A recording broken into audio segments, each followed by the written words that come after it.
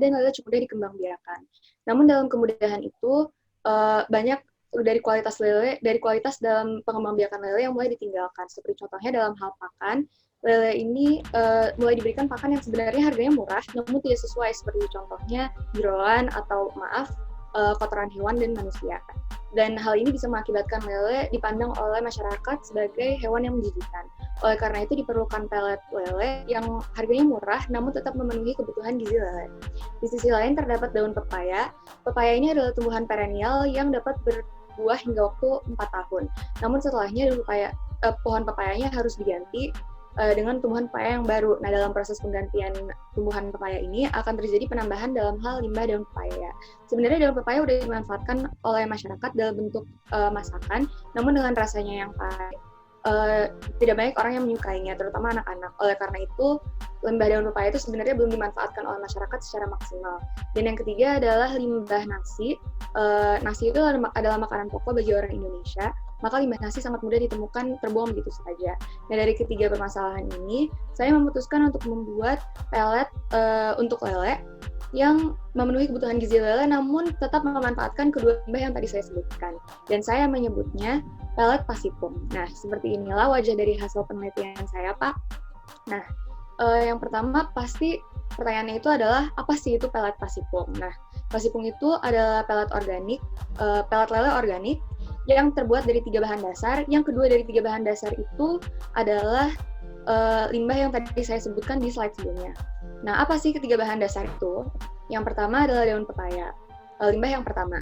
Daun pepaya ini mengandung beberapa jenis vitamin, kalori, lemak, protein, karbohidrat, kalsium, dan air yang dapat memenuhi kebutuhan gizi lele.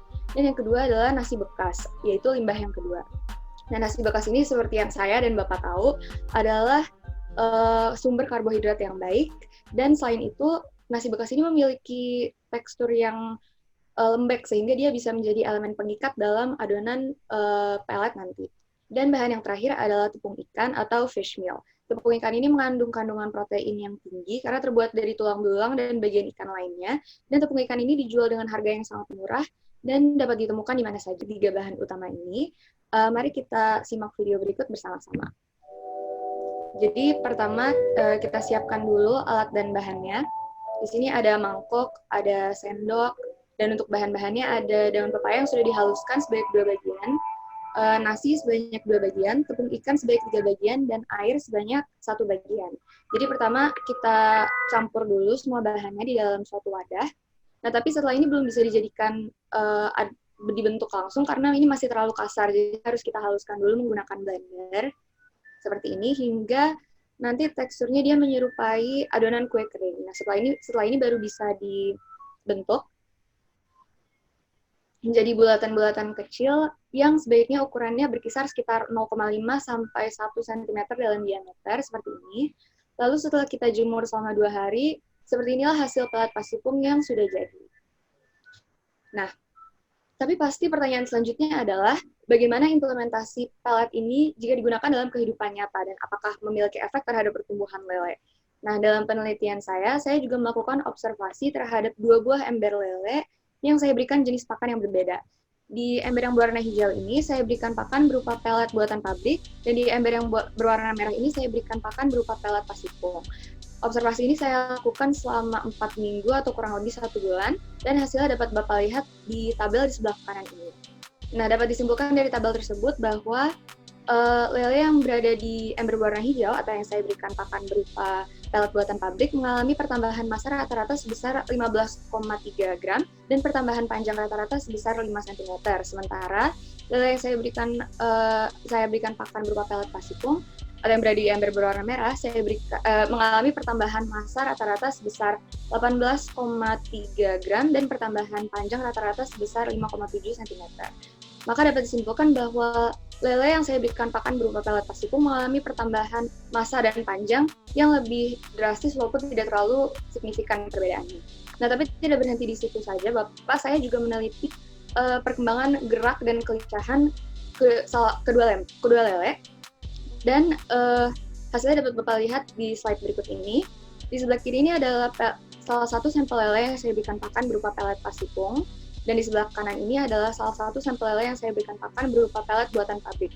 Dan seperti yang Bapak bisa lihat, lele yang ada di sebelah kiri ini gerakannya lebih lincah dan lebih gesit dibandingkan yang di sebelah kanan.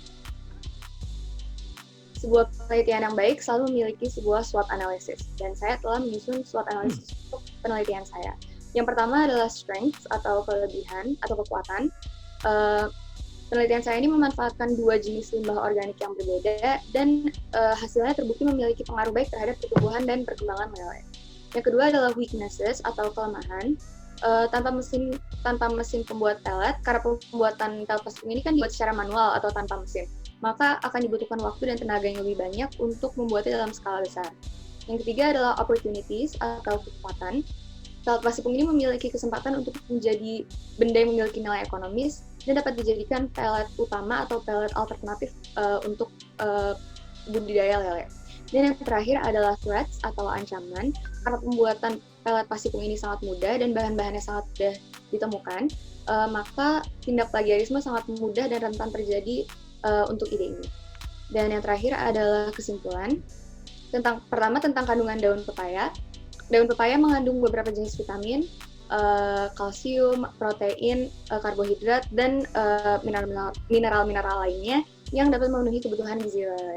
Yang kedua, tentang metode pembuatan pelet, ternyata hanya dengan menghaluskan daun pepaya, nasi, tepung ikan, dan air, membentuknya dan mengeringkannya selama 2 hari, kita dapat membuat pelet yang berfungsi dengan baik serta memenuhi kebutuhan gizi lele. Dan yang terakhir, penelitian ini telah membuktikan bahwa pelet pasifung memiliki efek baik terhadap pertumbuhan dan perkembangan lele.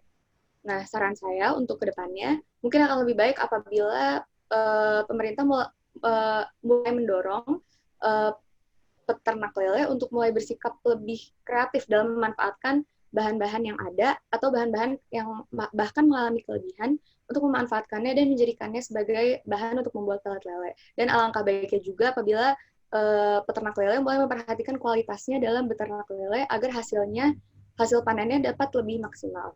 Nah, kurang lebih begitu saja hasil penelitian saya, Bapak. Untuk kurang lebihnya mohon maaf dan terima kasih.